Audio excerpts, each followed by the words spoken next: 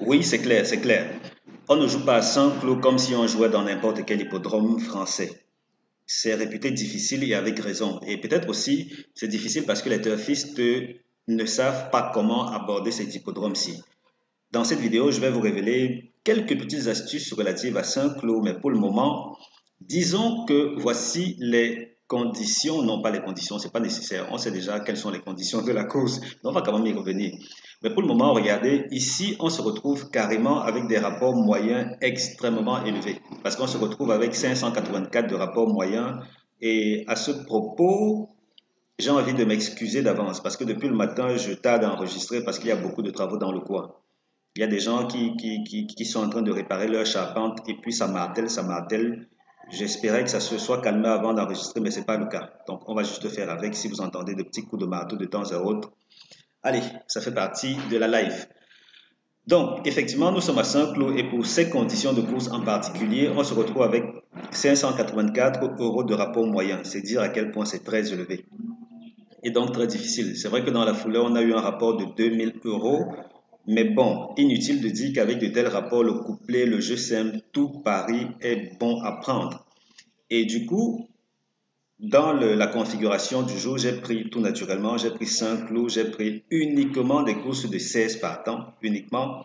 Peut-être ça a coïncidé par le fait que ce soit uniquement des courses quintées qui ont été retenues sur 1400 à 1600 mètres. Parce que des courses de 1500 mètres n'ont pas couru les rues. C'est vraiment très rare. Donc j'ai dû prendre tout ce qui était au milieu, je veux dire dans le voisinage, 1400, 1600, pour 4 ans en particulier. Là j'ai pris 4 ans parce qu'à 4 ans, les pronostiqueurs ont tendance à connaître assez bien les chevaux. Et j'ai pris handicap divisé première épreuve classe 2. Donc, dans ces conditions-là, je vais vous révéler dans un instant ce qu'il y a lieu d'adopter comme base de préférence. C'est vrai que c'est pas évident, et encore que le choix de base que j'ai fait ne sera peut-être pas le plus recommandé vu les statistiques, mais pour le moment, voici ce que recommande la synthèse de la course. Donc, pour ce mardi à Saint-Cloud, la synthèse principale qu'on utilise recommande de miser sur 13 As 4, 6, 2, 8, 11, 12. Je reprends. 13 As 4, 6, 2, 8, 11, 12. Tocard 3, 14, 16, 15, 9. Et juste en passant, si vous aimez mon contenu, merci de cliquer sur le bouton j'aime. Merci également de vous abonner. Sauf que, tel que vous le voyez là, je suis en train de supprimer la formation optique couplée.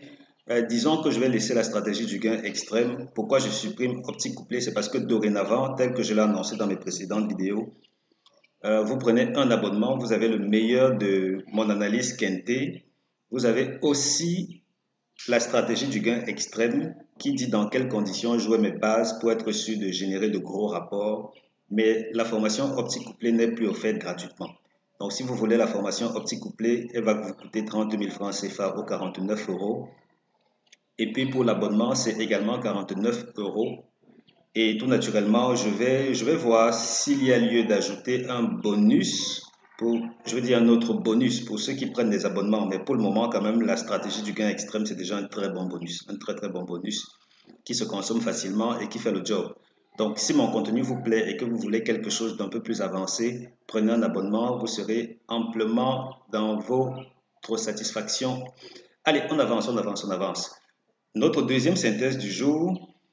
Ici, euh, peut-être c'est pas nécessaire de lire la synthèse à proprement parler, mais vous voyez que là, les plus cités en un et en 2 proposent 6 chevaux. C'est beaucoup, c'est beaucoup. Et les plus cités en 3 c'est carrément carton plein jusqu'à la fin. Donc, c'est dire à quel point la course n'est absolument pas facile.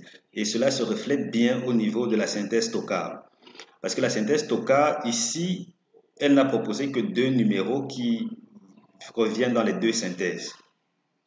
Donc 14 et 16 sont les 2 numéros qui reviennent dans les 2 synthèses. Par contre, on se retrouve carrément avec une liste de 8 tocards. Donc les pronostiqueurs de la presse hippique ont été très embarrassés parce qu'ils n'ont pas pu s'accorder sur quels tocards vont faire l'arrivée. Et là, ça va dans tous les sens puisque c'est vraiment très ouvert. C'est très très très ouvert. N'empêche que, tel que vous allez le voir bientôt, on aura quand même des pistes solides à explorer. Mais pour le moment, Les deux tocards susceptibles de venir pimenter les rapports seraient d'abord 14-16 s'il fallait que vous reteniez seulement un des deux ou deux, et ensuite vous pouvez élargir la derrière. Alors, quel cheval ne va pas gagner la course? Qu'est-ce qu'on fait? Qu'est-ce qu'on fait? Qu'est-ce qu'on fait? Faisons ceci. Allez, le cheval qui ne va pas gagner la course, c'est le numéro 11. Il n'est pas supposé terminer premier. C'est vrai qu'hier, le 9 est passé premier. C'est très rare si vous me suivez depuis quelque temps. C'est très rare que le cheval qui n'est pas supposé gagner gagne. Aujourd'hui, donc, c'est le 11 qui n'est pas supposé terminer premier. Et associé au 3, 11-3. Non, non, non, c'est pas 3. Attendez que je rectifie ça tout de suite. C'est plutôt 11-4. D'accord. Et donc, associé au cadre, ils forment le couplet gagnant interdit. Donc, ne jouez pas ces deux-là, couplet gagnant, vous allez perdre de l'argent. Les tiercés qu'il ne faut pas jouer sont les suivants. 13-6-2, 4-11-12, 8-11-12, 6-4-8, 13-2-14, 13-As-4. Je reprends. Tiercé interdit. 13-6-2, 4-11-12, 8-11-12, 6-4-8, 12-3-14, 13-As-4. Voilà les tiercés à ne absolument pas jouer. Et là, on retourne dans notre fichier base optimizer qui est en train de faire l'objet de pas mal de mises à jour. En tout cas, vous verrez ça quand je vais attaquer les autres pronostics. Parce que là, j'ai dû faire ces mises à jour-là avant de déployer les pronostics de certaines autres courses de la journée parce que j'aimerais ne pas pronostiquer n'importe quelle course, excepté celles qui sont susceptibles de rapporter quand même assez gros. Donc là, il faut quelques petits réajustements et c'est ce que je suis en train de faire avec mon assistante pour le moment. Mais pour le moment, donc, on est concentré sur cette course-ci. Je vous ai lu les conditions tout à l'heure. Ce qui nous intéresse maintenant, c'est voir l'historique. C'est voir l'historique. Ça veut dire que depuis 2020, dans ces conditions bien spécifiques-là, ça veut dire 1600 mètres quinté pour 4 ans et plus, handicap divisé, première épreuve, classe 2, uniquement 16 partants à 5 clous. On se retrouve avec cette configuration très intéressante. Pourquoi? Parce que logiquement, jusque-là, les 3 premiers favoris se cassent les dents. Ça ne passe vraiment pas comme on l'aurait souhaité.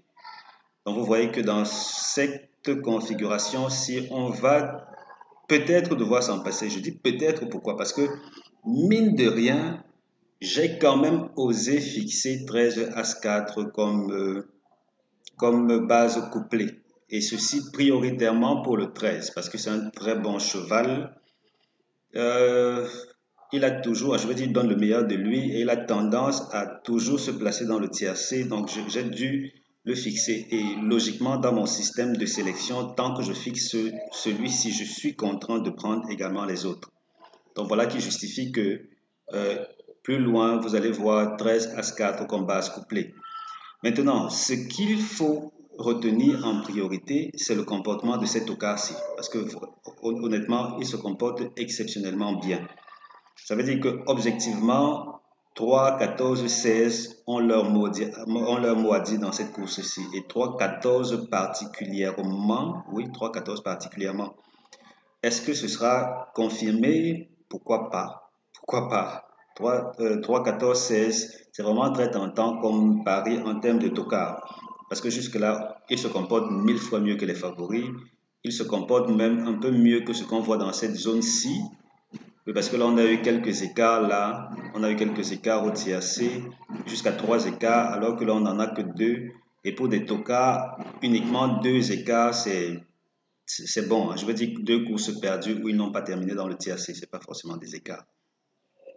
Voilà, maintenant côté rapport, je vous laisse prendre votre décision parce qu'on l'a vu tout à l'heure, c'est extrêmement bon.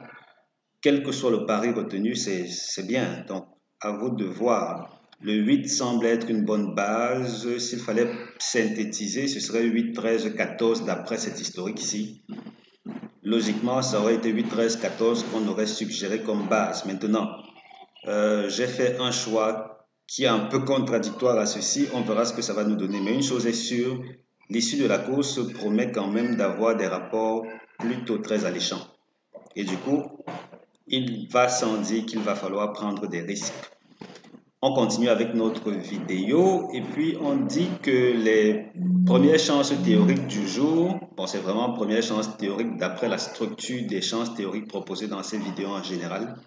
Donc première chance théorique, on va parler du 13 As 4 6, même comme jusqu'ici, ça ne va pas forcément nous donner raison. Ça veut dire que les bonnes chances, ça aurait dû être l'inverse. Ça veut dire première chance, c'est plutôt ce qui est là en seconde chance.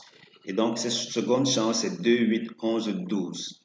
2, 8, 11, 12, qui devrait logiquement être un peu plus intéressant que ce qu'on a là en première chance. Base couplée 13 As 4 avec une nette préférence pour le 13, peut-être 13, 13 quoi. Je ne dis pas le deuxième. Parce que c'est réservé aux abonnés. Quand vous vous abonnez, vous avez mes deux bases préférées et puis vous avez une stratégie simple qui vous permet de gagner régulièrement dans les couplets, sans compter que je propose mes 3 super outsiders. Donc je ne propose pas seulement 3 bases couplées, je propose également 3 super outsiders qu'on peut aisément associer au couplet, aux bases si pour jouer au couplet. Maintenant, voici ce que ça donne à Saint-Cloud comme synthèse des derniers quintés. Ça, ce sont vraiment les derniers quintés de Saint-Cloud. Pas forcément dans les mêmes conditions retenues pour ce qui a été affiché ici. Parce que ici, je suis alors allé uniquement dans les conditions de cette course en particulier. Bon, la distance a été un peu bidouillée, mais dans l'ensemble, c'est ce que ça a donné.